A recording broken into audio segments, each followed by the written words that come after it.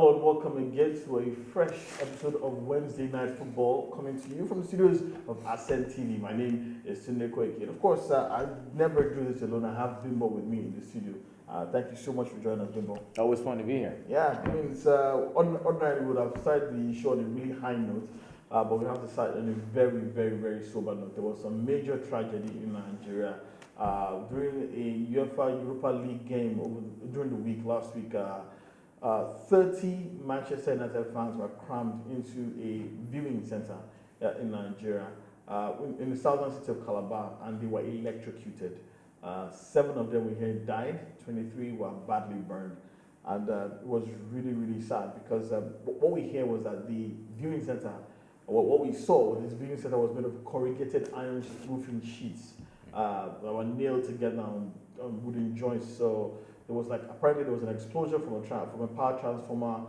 One of the power cables came down, landed on the structure made of corrugated roofing sheets, electrocuted 30 people. 7 of them died, 23 badly burned. And the great thing about it was that somehow this news managed to filter down to Manchester United, faraway England, the club that these 30 people were supporting on the night.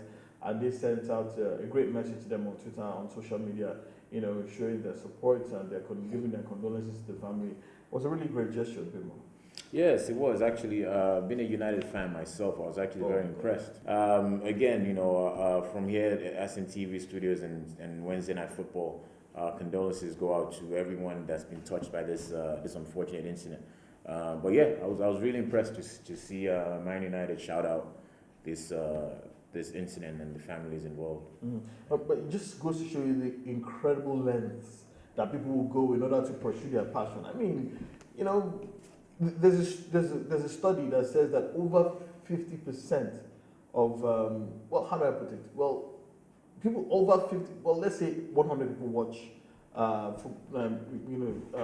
football via cable. Yes. From the cable broadcasters, that's DSTV.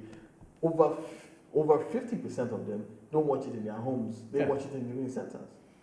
Well, just shows you the incredible passion that people have for a great foreign product, and the incredible lengths that they will go in order to, ensure that they have access to this foreign product. Yeah. And some of them very sadly end up paying the supreme price. Yeah, I mean, like any competitive sports, I think it's always more fun when you watch it as a group. Not just soccer or football, American football, even basketball as well. So it's quite unfortunate that a situation like this happened. I guess no one would have expected anything like this to happen. Just a whole bunch of fans come together and say, let's watch this game and hopefully cheer Man United to a 2-0 victory over. It was Anderlecht. Yeah, it was Anderlecht. 2-1 victory at Anderlecht. But again, there's a length, like you said, that people will go through to get their favorite team and to watch and enjoy the game with their friends and families and everything like that. But again, this goes to tell just how great the English Premier League is. I don't know how and why anyone else would always go to that length. I don't know. Maybe there's some people that will sit down and watch a local game like that. But if the product is that interesting, if it's that satisfying, people will come out and support, no matter where, no matter when. I'm sure there was probably bad weather conditions during the game, but again, it's unfortunate that a game like that would end with such bad news, no matter what part of the planet. But us here in Nigeria, this is very close to home, so again, great product in the Premier League. It could have happened anywhere. It could happen anywhere. It could have happened in Lagos, it could have happened in Calabar, it could have happened. So it didn't happen in Calabar, it happened in Benin, anywhere, because this is what people do. Exactly, they go out all these places, different parts of the country, just make sure that they watch, their favorite teams, do what they do what they know how to do. But my question is, apart from the Super Eagles, I don't think any other team in Nigeria inspires such passion, that such commitment from fans. Right. And it's something that we really have to start looking at about how to get our people really motivated. Really, I mean, if you walk on the streets of Lagos, yes, I'm sure you find probably 100 Manchester United jerseys before you found one Nigerian jersey. just even the funny thing is there's so many people that know football, right? Soccer in Nigeria. So many people do. Now, then we have a different group of people from my interactions that may not know one team in Nigeria, but can pinpoint a global football player as soon as they come on TV. Exactly. They can probably give you the starting lineup of, it's give you the starting lineup of Chelsea, Arsenal, Manchester United, Liverpool. I know. I was impressed when I would see people say, maybe many years ago, you wouldn't really see everyone having labels or team flags in their cars or even in public transportation in Nigeria now. Just so everyone has a Chelsea flag, Man United flag. I've seen buses with Real Madrid and a Chelsea flag, and I'm asking the driver, which one do you support? He's like, I'm both of them. So it's great. It's fun. It's a great league. The product from these leagues are global. I mean, we all want to be a part of it. I mean, even these players want to play on that level. But I think within the Nigerian professional football league, there's a lot of work they can do. There's a lot of work to be done to allow our league to at least get close to it or similar, or maybe even follow on the same platform as some of these great leagues that we all support and buy their merchandise way across town over here. I think it was a year or two ago. It was last year when Barcelona came down to Eco Atlantic here and did like the beach soccer tournament. Great turnout. I think it was one of the best things I've seen in Lagos at this point. So I don't know if Shooting Stars came to Lagos to Eco Atlantic, will be nobody would even know. And that's so I don't know. How difficult is it? Because it seems like rocket science, bro. I don't understand how hard it can be to market something or to make it such a product. But then again, maybe the argument a lot of people have made, which seems so true, is that many of these institutions, sporting institutions, are owned by government. And because of that, government is not benchmarked to drive things to succeed. I mean, how many government entities do you know that have truly, really succeeded? I think if you want to better understand the way the government deals with sports and recreation, is to maybe take a trip to some of these local secretariats. I had a chance to try to find the sports secretariat in Lagos last year, I think. And I went to the Ikeja Secretariat and I was told, they've moved to Teslim Balogun. So I went to Teslim Balogun and, the Honorable Mr. Deji. The chairman of Lagos State Sports Council. Yeah, and I was actually surprised that I think it was his call, someone's call, to actually move it there. I would say apart from Lagos, I think there's a positive transition with the way they're trying to do sports in Lagos. They're still working on a few things. We have the Barcelona coaching academy in Teslim Balogun. There's a PSG one now. There's a PSG one in the works, and I think West Ham is also on the bill to start off something here in Lagos as well. So I think there's some promise there. But then again, the idea behind this is these are teams from different countries that people can associate with. Who would want to go to, and I keep using Shooting Stars as I grew up on this team, who would want to go to a Shooting Stars Academy? Rangers Academy. Or Rangers Academy. Will Rangers come to Lagos or any other big city or Abuja and say we have an open camp? Who would be fascinated to go? I don't know. I mean, some of these kids might go just to be, okay, maybe I can try out for the team, but we have a lot to do. We have a lot to do here. I mean, the Sports Commission of not just Lagos or any other states in Nigeria, I think they need to take a look at some of these things. Sports and recreation is a big thing for the youth of this country. There's so many young children, young adults, male and female, that play the sport competitively, that are walking the streets right now today looking for something to do. Give them the opportunity, and like I've always said, I always say this, all the parks, let's start in Lagos first. Mr. Deji, please, if you can reply to this, we'll be very grateful on the show. Make some of these parks that you guys are cleaning up, make them free and accessible to these kids to come and play football. If they keep coming and you're charging them 3,000, 4,000 naira to play on the park, they're going to play on the streets. You have your sanitation on Saturday. You see these kids running around playing on the high road, on the main road, because they can't afford to pay in a pub. We don't have a public park, so to speak. So most of the public parks have been sold off to private investors to build houses. So. Build houses as well. Yeah. So that's all I can say regarding that. But something really has to be done in order to change the focus of things. The hunger for everything foreign in Nigeria is beginning to take a deadly toll.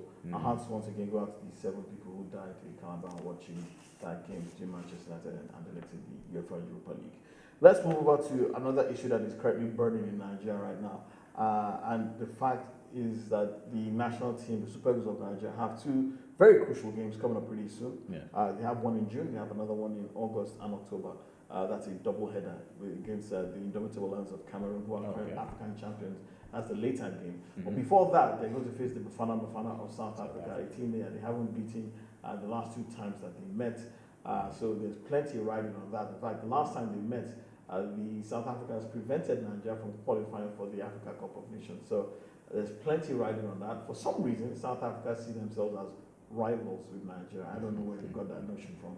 But any opportunity for them to get one over Nigeria, they will always take. And right now, we heard that the Super Eagles coaching crew are running scared and breaking into a cold sweat because the number 1 goalkeeper of the team, Carl Ikeme, is injured and is out for the season. Right now, they are running from pillar to post, trying to find a capable replacement. The deputy, certain Daniel Akwe, who plays in South Africa, incidentally, is, well, a lot of people do. He doesn't inspire the same level of confidence as Carl Ikeme, who, by the way, plays for Wolverhampton Wanderers in the 2nd division in England in the Championship. So there's so much going on right now, and the debate has also now started racking up once again about how the national team coaches should look towards players who play in the Nigeria Professional Football League. I mean, okay, if you keep saying that players are not good enough for Nigeria, there can't be the same case for goalkeepers, right? Outfield players and goalkeepers tend to have different skill sets, and a goalkeeper's skill set is what stops the ball from going into the net. How hard can that be? I mean, it's all about agility, distribution, composure, concentration. On paper doesn't seem hard, but the national team coach has said, that's Gernot Rohr, German, has said that his preference for players based abroad is based on the fact that they understand exactly what is expected of them. While the Nigerian Professional Football League players still need time to be ingrained into what is required of them, and he doesn't have the luxury of time. Well, let me go back to my favorite team again. I'm happy we're talking Man United again.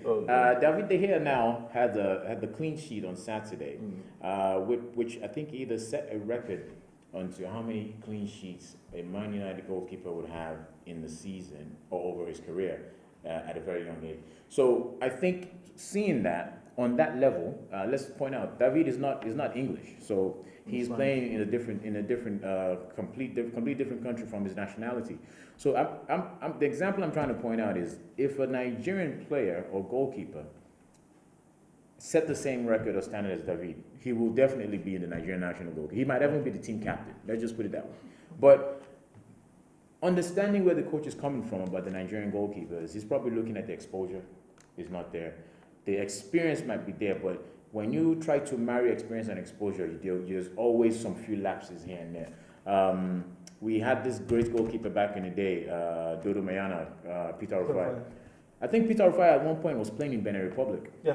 And this was enough to bring him back to Nigeria. You'll be the Nigerian captain. So not saying that, the second goalkeeper playing in South Africa isn't capable. The coach has his reasons, and all the fans of Nigerian Super Eagles have their reasons for thinking he might not be capable of the position. But personally, I think there should be at least one goalkeeper on the depth chart from the local Nigerian Professional Football League. No, there is I think one. so. There is one. They should give him a chance. Kechupa Ezenwa plays for FC Faniba. Okay. But for some reason, I don't know what the reason is, but even the fans would always prefer to see a goalkeeper who's based abroad.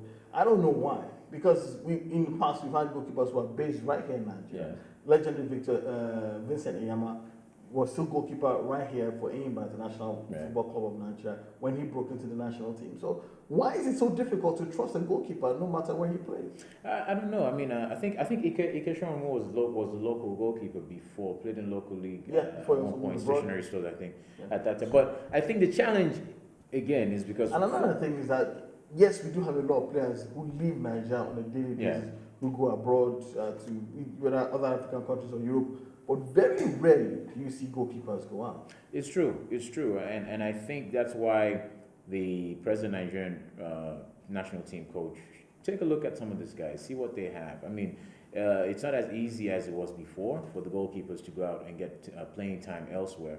So I think the opportunity of them getting exposure can come from being on the national team and the travels and the teams that they play. So it wouldn't hurt to see how good this kid is, or this goalkeeper is. Just let him play. I mean, this is just a fan speaking of. Obviously, he's the coach. He sees him 24/7. He knows what he's capable of. If he's not confident in him or any Nigerian goalkeeper, then I would say, you know what? Then that's a challenge to all the Nigerian goalkeepers in Nigerian Professional Football League. Step your game up. If your game speaks for you, there's no coach that can bench you or say you can't play. You just step your game up, deliver, let everyone speak for you, like we're speaking for all these other goalkeepers now.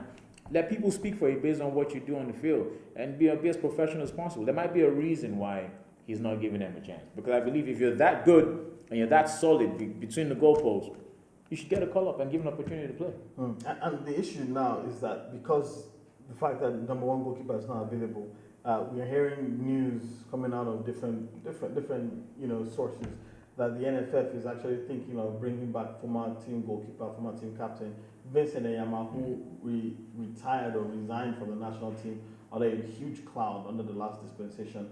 We heard that they're also sending feelers at him. We'd like you to come back, blah blah blah. And a lot of people are kicking against the idea. Vincent Eyama, for all his talent, was a particularly outspoken person. Was a major critic of the authorities. Then there's also the issue of what status does he have now? Because there's a new captain, there's a new dispensation. Does he come in and one is throwing his weight around? I'm still captain. I deserve respect. So some people are saying, for the sake of team stability, this would be a very, very bad idea. We're in a huge bind. So, well, as much as I like Victor Yama and Vincent, sorry. As much as I like them, I think it's probably the best thing to part ways with Vincent now. This is not any knock on your talent, Vincent, but it's just that I think that who you are is well documented. Based on your contribution to the national team. I think that at this point, the team just needs to focus on what you have. The mistake we're making is going back out to reach out to the guy and say, "Come and play for us." How would that make? If I was the second goalkeeper or the third or the fourth goalkeeper on the team, and I'm there, I'm at practice, I'm here right now, and I'm putting in the work, and I read somewhere or you tell me in team meetings, "Oh, we just called Vincent to say, can Vincent come?" That would completely throw my motivation out the window.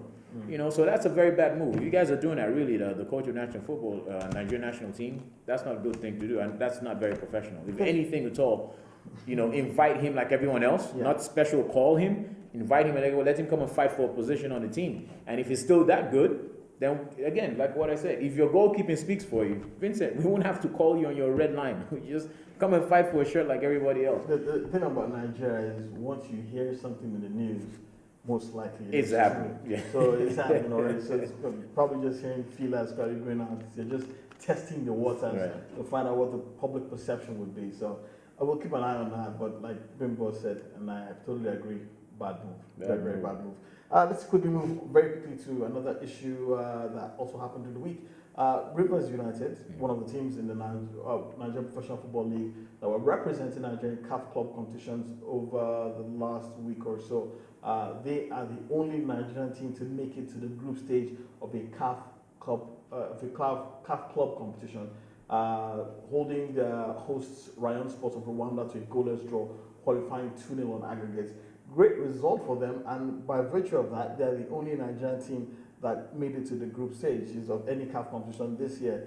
The big surprise for me was the fact that prior to the beginning of the season, they were the only Nigerian team who went on an international playing tour to Spain. And back then, a lot of people came for them saying that it was a bad move. When you're facing African teams in an African competition that will be played in Africa, why in the name of God would you be preparing against European teams that you're going to fail abysmally? But somehow they proved everybody wrong, and they're the ones smiling now.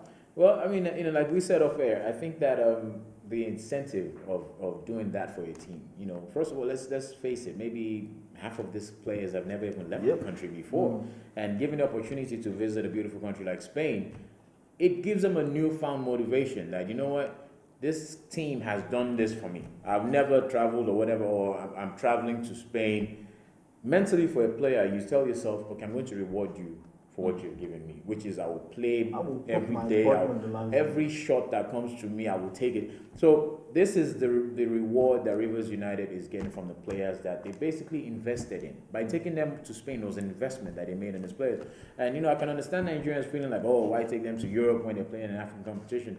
If you go up and go to Waka now, or actually any other website, you will see it probably costs about the same amount to fly to Mauritius or Senegal or even one of the sub-Saharan or Madagascar or even anywhere else in North Africa, which is right underneath Spain. It might actually even be cheaper. It might even be cheaper to get to Spain. Yeah. Travel in Africa is really crazy. It's There are expensive. very few direct flights from one capital city to another. So You another probably one. have to go to one Yeah. city, then get connecting flights to another city. But hey, there are regular flights between Lagos, Abuja, and Yeah. Madrid on the regular. Yeah, Rivers United probably got a rebate for flying them to Spain than compared to flying them to Egypt or Algeria. So, you know, that being said, even if it was any of these North African countries we just mentioned, it would still be an investment that they put into this players. Like, look, here's an opportunity to travel and play in a different environment, different atmosphere. Obviously, they put them in hotels, you know, fed them, gave them a nice treat. Now the players are rewarding the team for the confidence they put in them.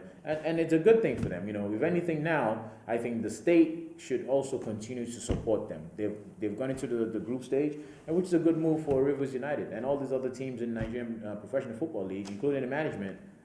Take a note from this, you know, take a page from this book. It might actually be something that they might be onto something. Yeah. You know, like, hey, look at what we did for these boys and see where we are. So kudos to Rivers United. Yes, but their job is not done because the thing about African competition, there's what they call a 5-year cycle. So during this 5-year cycle, they look at how your teams have performed on the continent. Right. Then they grade your leagues. What that means is that look, if teams from your country have performed this well in the Africa club competitions, you maintain a certain level of presence. Okay. Which means you get 2 clubs in the CAF Champions League Mm-hmm. and probably 2 clubs in the CAF Confederations Cup. But you haven't done that. If you haven't done that good, you might drop out. So which means that from next season, you might just get 1 club in the CAF Champions League and 1 Right. club in the CAF Confederations Cup, Mm-hmm. which for Nigeria would be a huge Yeah, diss. that's A massive for diss. football So king of Africa. yeah, so Rivers United really have to do pretty well in order to ensure that Nigeria maintains its status in CAF Cup competitions. So congratulations to them. We hope that they continue to do Nigeria pretty proud in CAF club competitions going forward. Wednesday Night Football will take another short break and we'll be right back with so much more. Please stick around.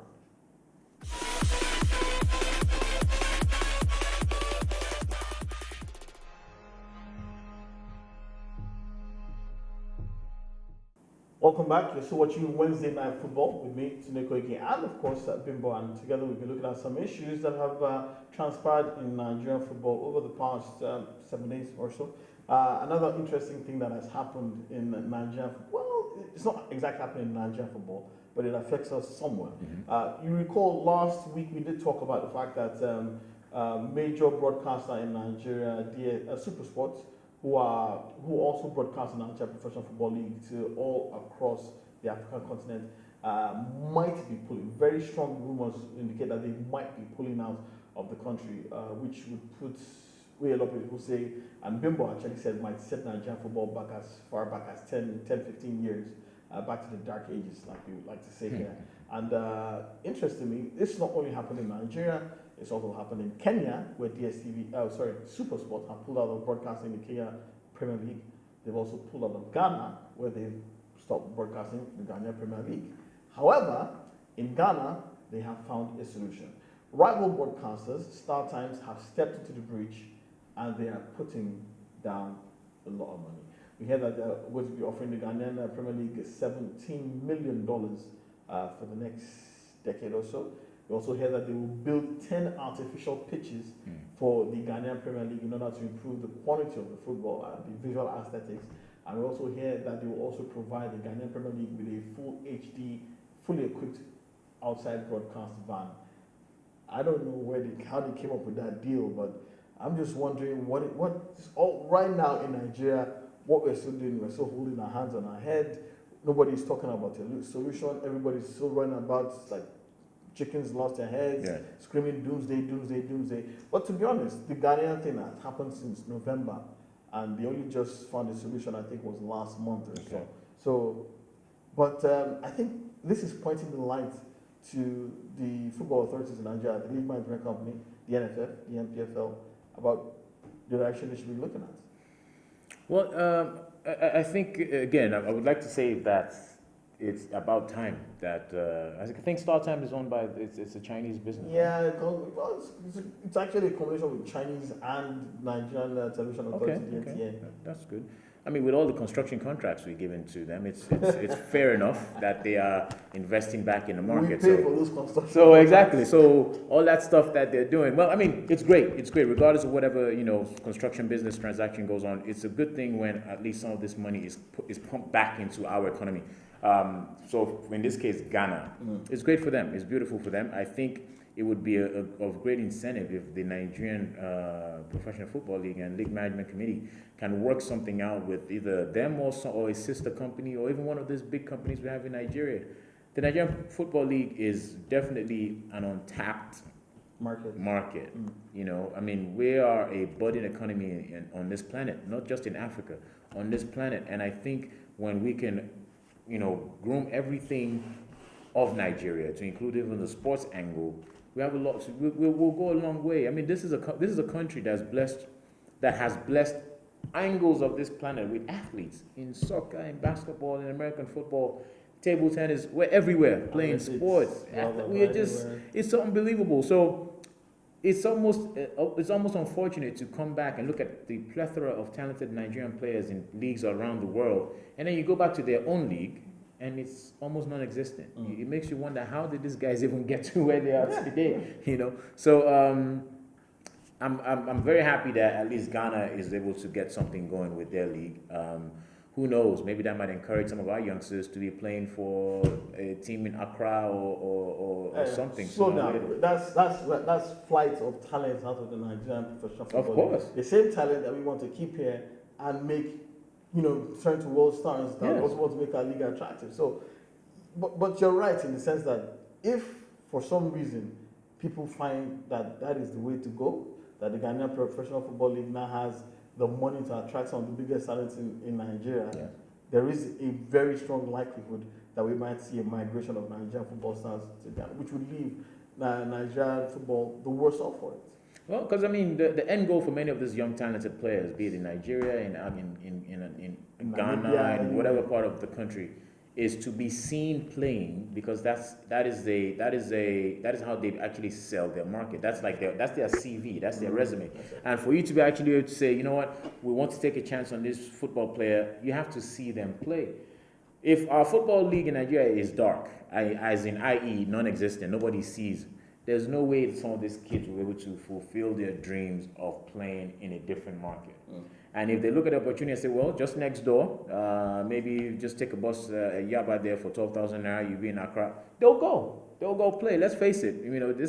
We're not saying anything new here on this show. This is something that these kids will realize, like, you know what, maybe it's an opportunity if I just gonna play in a league that's been paid. You said they're gonna build stadiums. They're gonna build 10 pitches for them. Yeah. That's an opportunity to play, not just to play on TV, but to play on better conditions than what you're playing in now.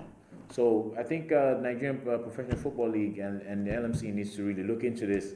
You might really be making a huge mistake if you turn a deaf ear, which seems to be your culture, and you just lose a lot of talent out of Nigeria. So in case you didn't read between the lines, what Bimbola is saying is that the rise of the Ghanaian Professional Football League is bad news for Nigerian professional football, basically. That's what he's trying to say. Okay, let's move on to part of the show where a lot of people are actually looking forward to, and I'm sure Bimbo himself is also looking forward to it as well, where that's American football. And of course, don't forget that the NFL draft is speeding towards us. Plenty of Nigerian interest in the draft again this year. We have some really great kids that might be getting into some major franchises all across the NFL. Of course, we're always keeping our eyes on them. We talked about David Njoku. Yeah. He's an athlete that we're keeping a huge eye on. We have high hopes for that he also probably get a great pick. But yeah, the draft coming up pretty soon. But any news? The draft is in 2 days, on the 27th. Yeah, 27th. On the 27th and runs till Saturday. I mean, every football head is obviously excited. NFL fans are anticipating the draft because that's when there's usually a lot of behind the scenes and closed door meetings that go on. Some teams pick players that you least expect, and some teams pick the obvious player that you want them to pick. But it's always fun. It's always interesting because that's when a lot of teams and fans of teams get to invest their passion into some new player, maybe one, maybe two, maybe six new players that actually helps the team to that next level. So everybody's looking forward to it Thursday. Looking forward to it. Okay, so any Nigerian kids that we should be looking forward to again? Yes. Particularly this player. His name is Chidobe Inwuzie. I hope I'm pronouncing it right. If I'm not, please forgive me. Chidobe is a talented 21-year-old player. He played college football in Colorado for the Colorado Bulldogs. Chidobe is a cornerback. He is 220 pounds. He's 6'2". He's also been mentored and he's also a very good friend of another great Nigerian cornerback, Nnamdi Asomugha. Nnamdi has taken Chidobe under his wing and he's showing him the ways and the leadership of how to be a successful professional football player. So I think it's a very good look for Chidobe to have Nnamdi in his corner. Right now, Chidobe was at the combine. His 40 was 4.43 seconds, which is very good. Dash, Yeah, his 40-yard dash was 4.43. His 225 bench press was 16 reps, which is also very good. His vertical jump was 35.5 inches. So all these numbers for the layman just tells you he's very athletic. He's an athletic cornerback. He's strong. He's agile. What's the record for the bench press? Actually, I'll bring that at the next show. Usually, the records for the bench press are from most of the guys that play the defensive line. The linebackers, the bigger, stronger guys. The corners and the wide receivers are almost not expected to bench maybe 15 to 20, but those guys come 30, 35. Yeah, they just keep going. Yeah, so the quite unique thing about Chidobe is he's all through college he was always a very good player.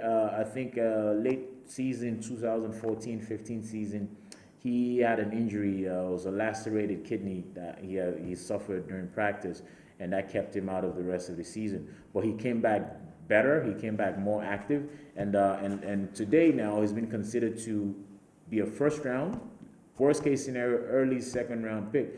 But he's been looked at. I think he's tried out for a couple of teams now. He's visited Buffalo in the last few weeks, and I think they're probably taking a chance at him because they need a cornerback on their team. But like to all the other Nigerian players going into the league, Nigerian American players, we're cheering for Chidobe right now, and hopefully he gets a good look and a good team. Okay, so that's another Nigerian player to look out for at the NFL draft. But another player who is not Nigerian and who a lot of people are probably scratching their heads as to what the hell is going on has to be the sad story of Colin Kaepernick. We all know how that panned out last season, how he took a stance against a lot of the stuff that was going on in America, black people being killed, subjudiciously. Yeah. And he took a stand against that. But surprisingly or unsurprisingly, depending on the side of the divide that you're on, the NFL season is about to kick off pretty soon. But he does not have a team, and I don't know about you. I have my theories regarding that. and I'm pretty sure that my theories and yours are more or less the same. Very sure, yeah. But maybe you want to say it? Because I mean, I'm not going to the United States anytime soon say, hey, nobody's going to speak. But I mean, let's face it. I mean, everyone that's followed Colin Kaepernick's situation all of last season has at least is privy to how and why it's a fascination and quite interesting and unfortunate that he's still without a team. I mean, let me give you a perfect example.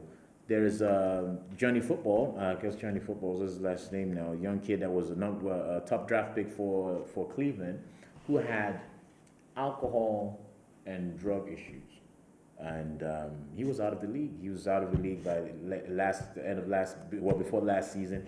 Went to rehab. Colin Kaepernick has never been arrested. Colin Kaepernick has never been to rehab. Colin Kaepernick does not have drug and alcohol problems. In fact, Colin Kaepernick is probably one of the only NFL players that actually has given most of his money to charity.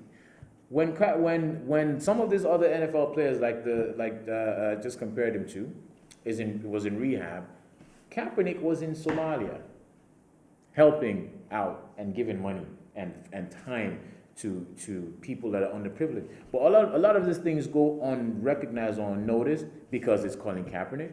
But the story of this is that until maybe tomorrow, when something changes, this other player was actually being considered by other teams to come and play for them. Where Colin Kaepernick is still outside the league, waiting for a call-up. Now, the draft in 2 days might change all of this. Maybe there'll be some teams that will go into their depth and look at how much players they have and probably take a chance on Colin Kaepernick. We're yet to see that. But until that happens, it's very unfortunate that a very talented young African-American player like Colin Kaepernick will be at home sitting on the couch waiting for a call because he stood for human rights. It's quite My question to you, is this deliberate? I think it is. I think I think he's been blacklisted by a lot of team owners, which unfortunately for Colin Kaepernick are not very they're not very many African American team owners. So that's. I don't even think there is. There probably isn't. So Colin, you're in a lot of trouble, bro. I mean, but unfortunately, that's the reality of it. And I think because of what he has stood for, and also the fact that Donald Trump is now president of the United States, plays into a lot of the thoughts of his owners. And like, do you want to have a revolutionary football player on your team? I'm glad to actually see that Colin Kaepernick was voted as one of the most most influential 100 people on the planet.